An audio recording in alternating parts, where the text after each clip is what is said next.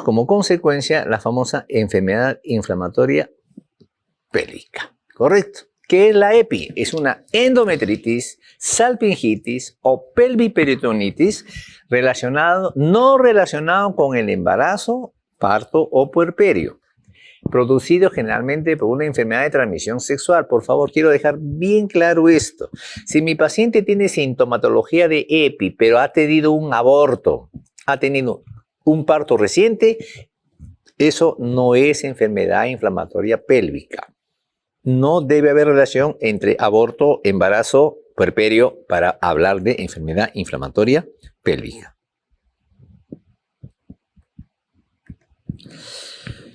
¿Quiénes producen una enfermedad inflamatoria pélvica? A la cabeza, los mismos gérmenes que se encuentran en la vagina. Y en todo esto, miren ustedes, flora vaginal y entérica, 85%, ¿no? ¿Quiénes están ahí? A la cabeza, mi amiga Clamidia y mi amiga Neisseria gonorrhoeae. Básicamente, si lo vemos de otro esquema, encontramos lo siguiente. Miren ustedes, la EPI está producida solo por Clamidia trachomatis en el 20%. Por Clamidia y gonococo, los dos juntos, en el 25 o 40%. Es decir, entre Clamidia y gonococo, 50% tenemos aquí. Y luego, el otro grupo, otros microorganismos aerobios o anaerobios. De tal manera que si voy a dar tratamiento para EPI, tengo que de todas maneras incluir tratamiento para clamidia. Dar un tratamiento en el que no haya manejo para clamidia no es un buen tratamiento. ¿Cuáles son los riesgos para tener EPI? A la cabeza, actividad sexual polígama, ¿no? A más parejas sexuales, más facilidad para tener una enfermedad pélvica inflamatoria. Edad menor de 25 años, porque los menores de 25 años todavía no tienen pareja estable y están buscando pareja y es más fácil que se infecte. Las pacientes que tienen un dispositivo intrauterino, no porque el DIU produzca, sino que el DIU facilita la presencia de gérmenes en cavidad. O procedimientos médicos invasivos, lo que hablamos, los procedimientos iatrogénicos, se pone una T de cobre, el hacer una biopsia, hacer una esteroscopía, sin tomar en cuenta las normas de bioseguridad, les va a dar. O si la paciente ya tuvo historia previa de salpingitis. Por si acaso, por favor, a los americanos hablan EPI o hablan salpingitis como si fueran sinónimos. Entonces, ahora. Los gérmenes entonces van a ascender. ¿Qué facilita el ascenso de los gérmenes? La menstruación, porque cuando una mujer menstrua, parte de la menstruación cae al exterior y parte pasa para la parte interna en lo que se llama la menstruación retrógrada. El DIU facilita el ascenso de los gérmenes. La relación sexual como relación sexual es un factor físico para que haya más facilidad de gérmenes, ¿no? Y la vaginosis bacteriana que hemos hablado, una millonada de gérmenes que se encuentran en vagina y que facilitan su pase al extracto superior. ¿Cómo se defiende la persona de una EPI?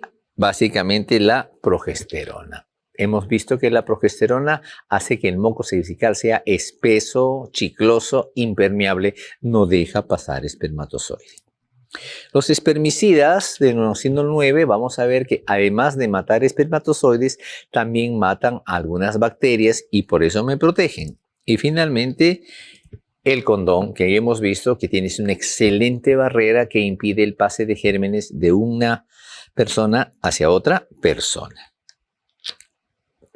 Ahora, ¿cómo ascienden estos gérmenes? Básicamente, el ascenso o la distribución al genital superior se da mediante dos vías. La vía canalicular ascendente o anatómica, ¿no? Y la vía linfático sanguínea. La vía canalicular es la más frecuente, es la más común y sigue la cuestión anatómica. Es decir, los gérmenes de vagina pasan a cervix, de cervix a endometrio, el endometrio a las trompas, de las trompas a los ovarios, parametrios y todo el peritoneo. Ascenso. Ascendente.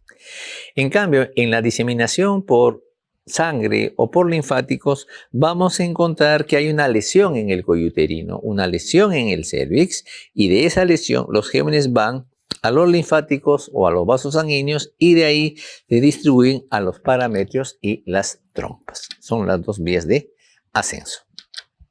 No. Y acá viene el problema de la patología. Miren ustedes, la patología infecciosa va a generar daño en la trompa porque la trompa tiene su propia función, su propia fisiología. Y lo que hace la enfermedad pélvica es me daña completamente la funcionalidad de la trompa. Una trompa interiormente tiene una gran cantidad de vellosidades que son los villi o los vellos. Acá ustedes pueden ver gran cantidad de vellos.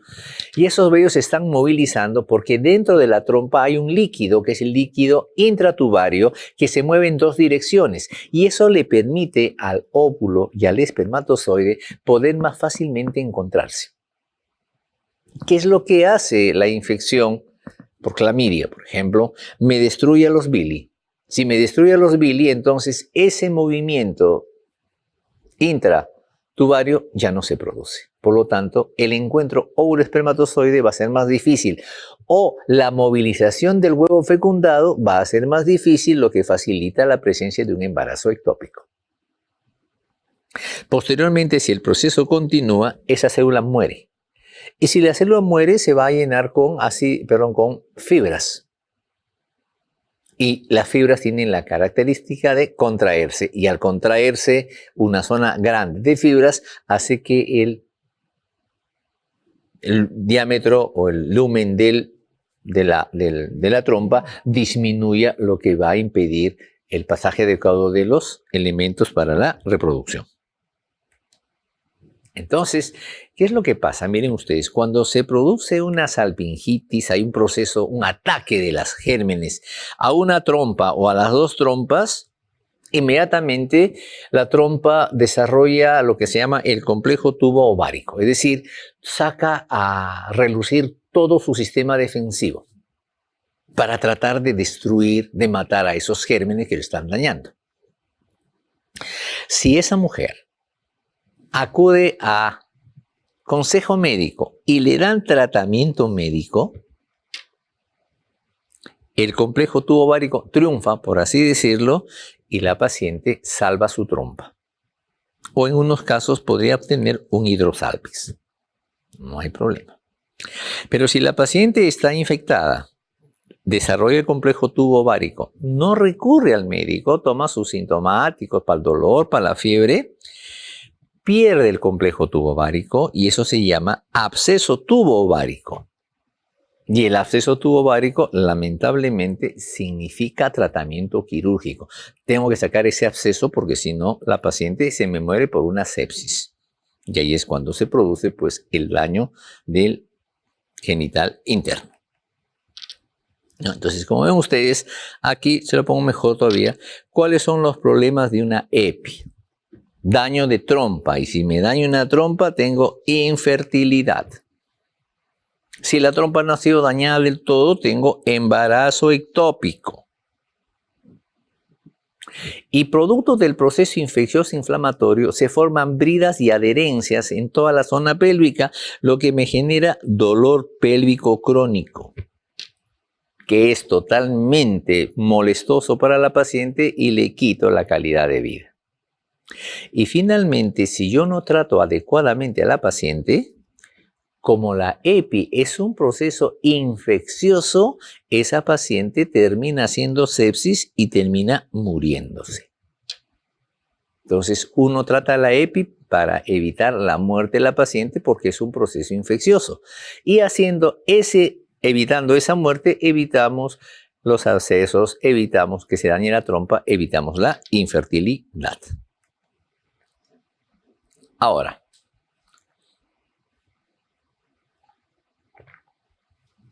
¿cómo hago el diagnóstico de enfermedad inflamatoria pélvica? Entonces, tengo signos y síntomas. Si ustedes ven, hay síntomas abdominales, síntomas del aparato gastrointestinal, síntomas del aparato urinario.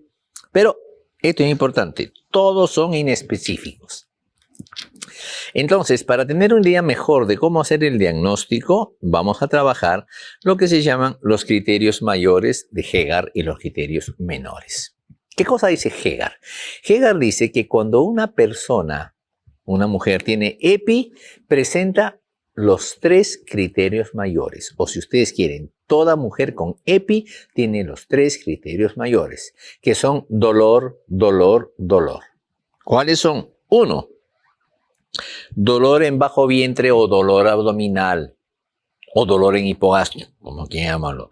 2, dolor anexial, dolor en zona de anexos. Y 3, dolor a la movilización del cérvix. Entonces, viene mi paciente, le examino, dolor cuando muevo el cérvix, dolor en zona anexial, dolor en hipogastrio. Ah, caramba, tiene los 3 signos mayores. Para diagnosticar EPI a los 3 signos mayores, yo le agrego un signo o un criterio menor. Es decir, esa paciente con los 3 dolores viene y tiene fiebre, EPI. Viene o tiene flujo vaginal anormal, maloliente, fiebre. O viene y en el examen encuentro leucocitosis con desviación izquierda. O le hago un cultivo y en el cultivo encuentro gérmenes. O la tinción de Gram le encuentro pues que tiene diplococos, por ejemplo. Entonces, el diagnóstico de EPI se hace con los 3 criterios mayores y un criterio menor. Los mayores son criterios mayores porque toda paciente tiene esos 3 criterios que son dolor, dolor, dolor. No se olviden. La fiebre es un criterio menor. No toda paciente con EPI tiene fiebre. Generalmente la paciente que tiene fiebre tiene una EPI aguda o una EPI crónica que se ha reagudizado. Listo, ya tengo. Sin embargo, nos faltan unos. Sí, pero doctor, yo necesito aparataje. Perfecto. Entonces, tu gol estándar para hacer diagnóstico de enfermedad inflamatoria es la paroscopía. Entra con el tubo, mira cómo está la pelvis y eso te va a permitir hacer el diagnóstico definitivo. Pero no solo el diagnóstico definitivo, sino más decir en qué estado, en qué grado está esa EPI. Segundo, ¿qué germen es? Porque de ahí saco la secreción y la voy a cultivar.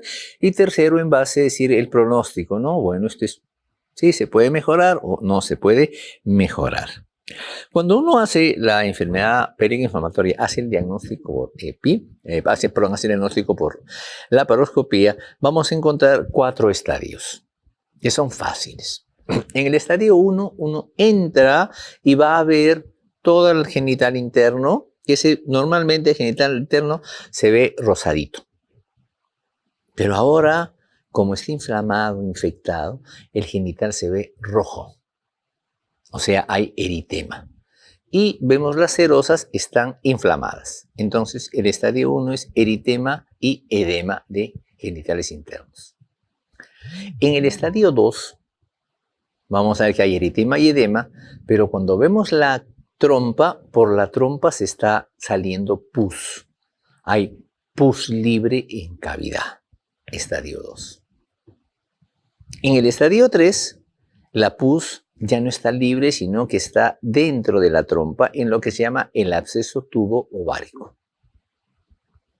Y el estadio 4 es el estadio en el que el absceso tubo ovárico se ha roto.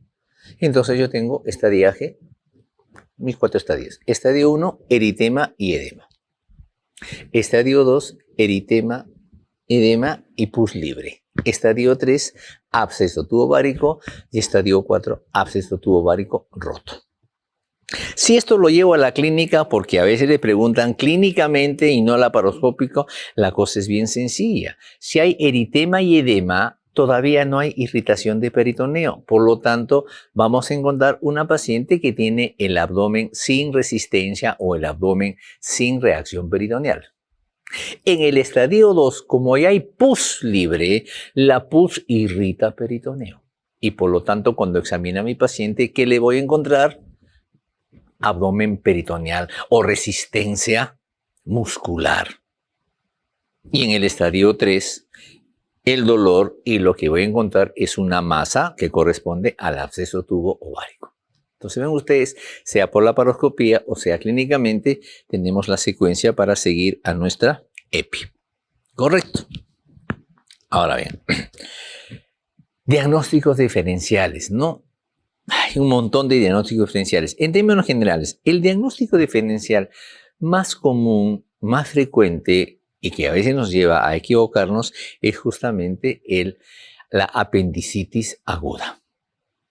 Muchas veces diagnosticamos de apendicitis aguda y lo que pasa es que la paciente tiene una enfermedad inflamatoria pélvica. O a la inversa, diagnosticamos una enfermedad inflamatoria pélvica y lo que la paciente tiene es una apendicitis aguda. Entonces, el diagnóstico diferencial más común, más frecuente que confunde a la EPI es la apendicitis aguda. Tratamiento para la EPI.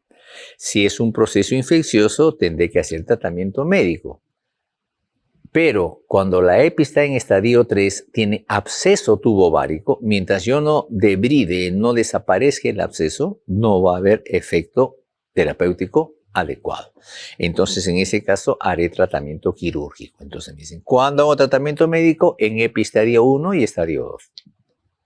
Tratamiento quirúrgico en EPI estadio 3 o cuando es absceso tubovárico.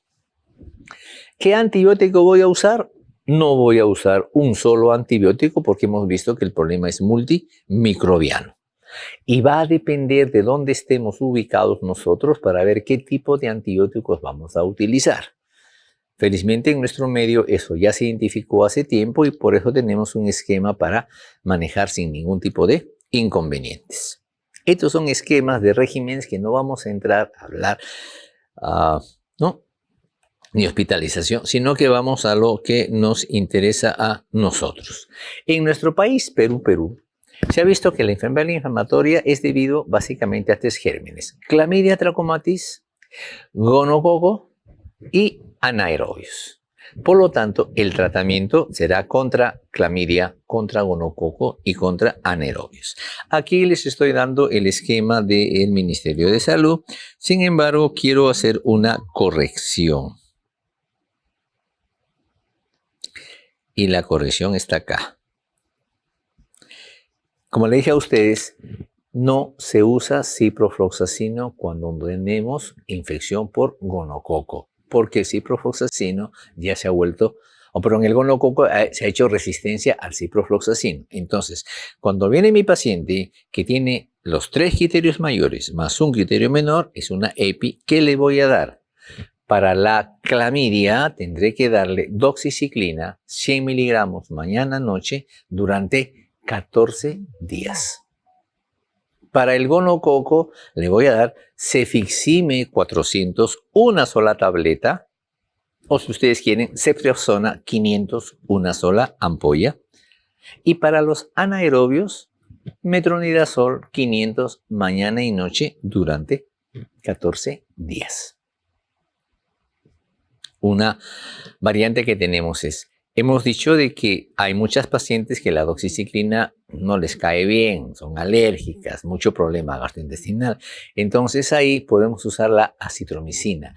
Y hemos visto que 1 gramo de acitromicina tiene la misma eficacia que una semana de manejo con la doxiciclina. Entonces, si viene mi paciente y me dice, doctor, yo no soporto la doxiciclina, entonces le voy a dar para clamidia 1 gramo de acitromicina semanal durante 2 semanas, cumplir los 14 días. Su cefixime para la gonorrea y su metronidazol para los anaerobios. De esa manera, no tengo ningún problema de cumplir con mi paciente. Ahora, en el caso del tratamiento quirúrgico, eso será pues ya cuando nosotros tenemos un absceso tubovárico. Si tenemos el absceso tubovárico de un lado, haremos pues la salpingectomía con oforectomía de ese lado. Y si lamentablemente es bilateral, tendré que hacer la salpingoforectomía de los 2 lados, la bilateral, dejándole solamente el útero. Pero si tengo una paciente que le he sacado las 2 trompas y los 2 ovarios, ya no hay razón de que tenga el útero. En ese caso se hace una histerectomía con salpingo-oforectomía bilateral. Y continúa con su tratamiento antibiótico, ¿no? Y con eso terminamos esta parte de nuestra enfermedad pélvica inflamatoria.